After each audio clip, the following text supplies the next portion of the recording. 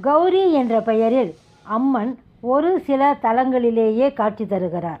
அதன்படி இத்தலத்தில் இருக்கும் அம்மன் மகா சம்பத் கௌரி என்ற திருநாமத்துடன் காட்சி தருவதால் கௌரி அம்மனுக்கு விரதம் இருந்து நோன்பு எடுப்பவர்கள் மற்றும் கௌரி அம்மனை குலதெய்வமாக கொண்டவர்கள் ஒருமுறை இத்திருக்கோவிலுக்கு சென்று அம்மனை தரிசனம் செய்தால் அனைத்து சம்பத்துக்களையும் பெறலாம்.